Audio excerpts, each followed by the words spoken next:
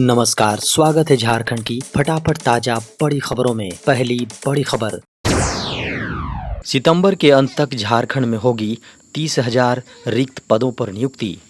झारखंड के मुख्यमंत्री हेमंत सोरेन ने अधिकारियों से कहा है कि सितंबर माह के अंत तक झारखंड सरकार के विभिन्न सरकारी विभागों में लगभग 30,000 खाली पदों पर नियुक्ति किए जाने का लक्ष्य है। इन नियुक्तियों को हर हाल में पूरा करने की दिशा में हमारी सरकार प्रतिबद्धता के साथ आगे बढ़ रही है। झारखंड के मुख्यमंत्री हेमंत सोरेन ने बैठक में 5,000 पुलिस साथ ही 583 उत्पाद सिपाही नियुक्ति प्रक्रियाओं में भी तेजी लाने के निर्देश दिए हैं। अधिकारियों ने मुख्यमंत्री को अवगत कराया है कि 583 उत्पाद सिपाही की दौड़ प्रक्रिया जुलाई माह के अंत तक और 5,000 पुलिस बहाली की दौड़ प्रक्रिया 15 अगस्त तक पूरी कर ली जाएगी।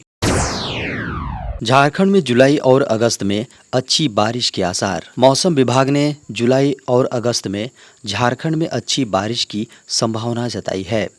खबर है कि पिछले साल झारखंड में मानसून की कम बारिश के कारण से लगभग 15 लाख किसान प्रभावित हुए थे।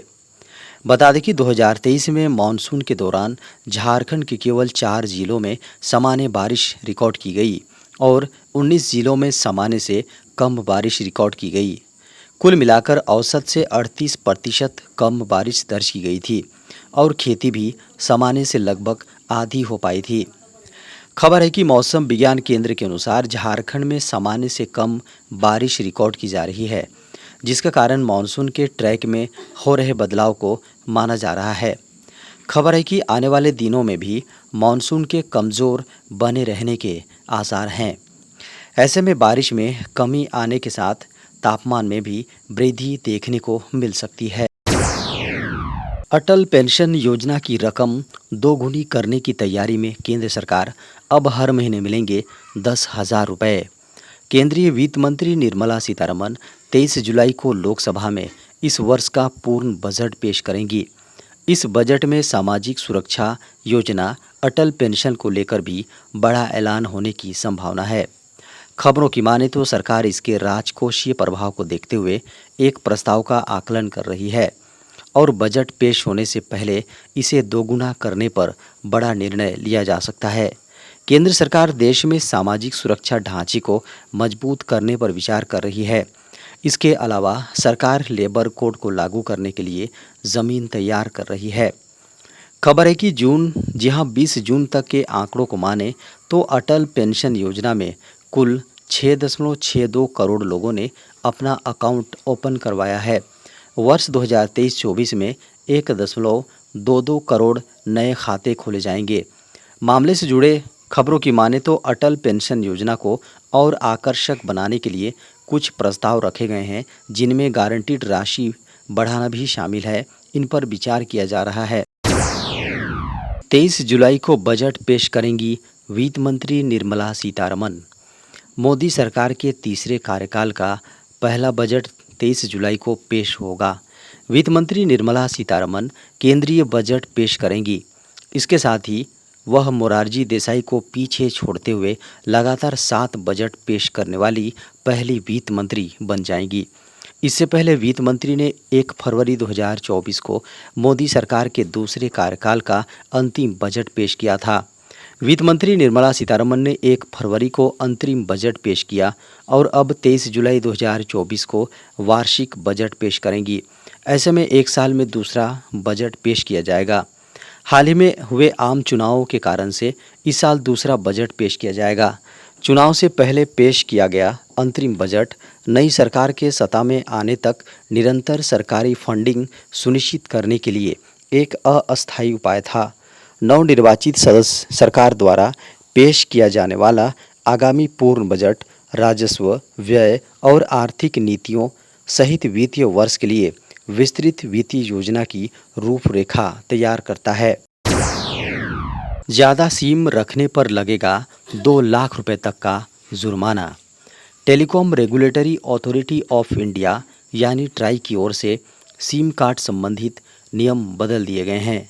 सिम कार्ड हर एक स्मार्टफोन की ज़रूरत है।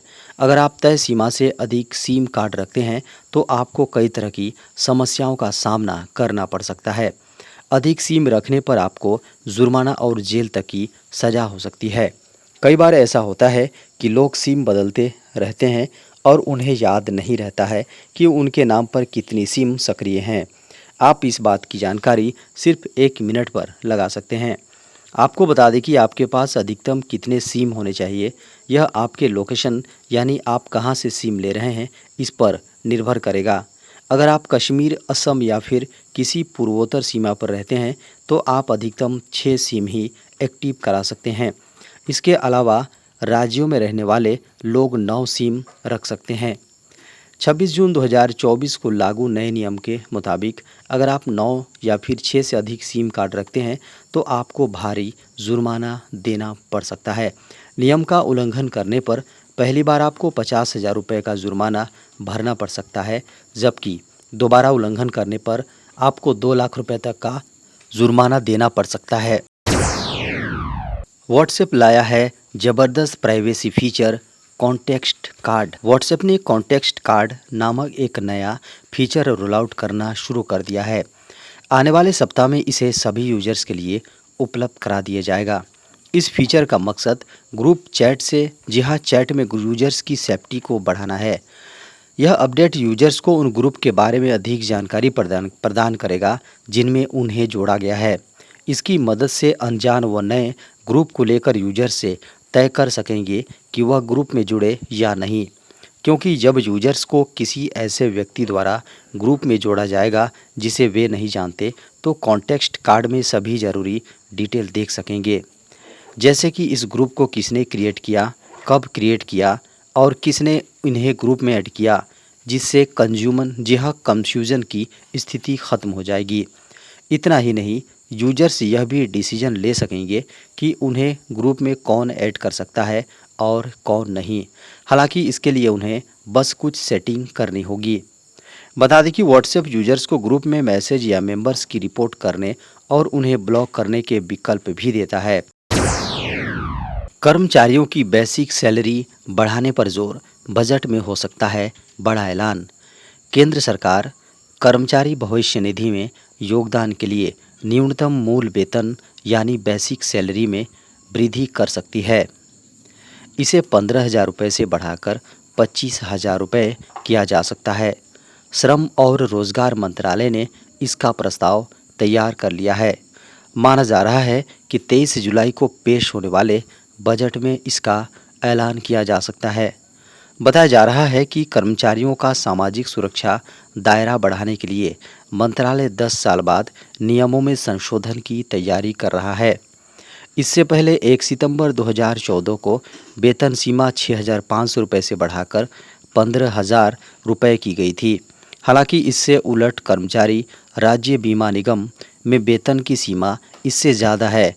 वहां साल 2017 में से ही 21,000 की उच्च वेतन सीमा है और सरकार के भीतर इस बात पर सहमति है कि 2 सामाजिक सुरक्षा योजनाओं के तहत वेतन सीमा को एक जैसा किया जाना चाहिए। मौजूदा नियमों के तहत कर्मचारी और नियोक्ता दोनों ईपीएफ अकाउंट में मूल वेतन, महंगाई भत्ता और प्रतिधारण भत्ता का 12-12% का समान योगदान करते हैं। जहां कर्मचारी का पूरा योगदान भविष्य निधि खाते में जमा किया जाता है, वहीं नियोक्ता के योगदान का 8.33% कर्मचारी पेंशन योजना में जाता है और शेष 3.67% पीएफ खाते में जमा किया जाता है। फर्जी तरीके से नहीं ले पाएंगे रसोई गैस सिलेंडर, होगी आधार केवाईसी वेरिफिकेशन। फर्जी तरीके से रसोई गैस सिलेंडर नहीं ले पाएंगे। पेट्रोलियम एवं प्राकृतिक गैस मंत्री हरदीप सिंह पुरी ने बुधवार को कहा कि पब्लिक सेक्टर की पेट्रोलियम कंपनियां फर्जी ग्राहकों को हटाने के लिए रसोई गैस कस्टमर्स का आधार के जरिए केवाईसी वेरिफिकेशन कर रही है। आधार की मदद से केवाईसी यानी ऑनलाइन ग्राहक वेरिफिकेशन की प्रक्रिया उन फर्जी ग्राहकों को अलग करने के लिए की जाती है जिनके नाम पर बुक कराई गई रसोई गैस का इस्तेमाल कॉमर्शियल में किया जाता है।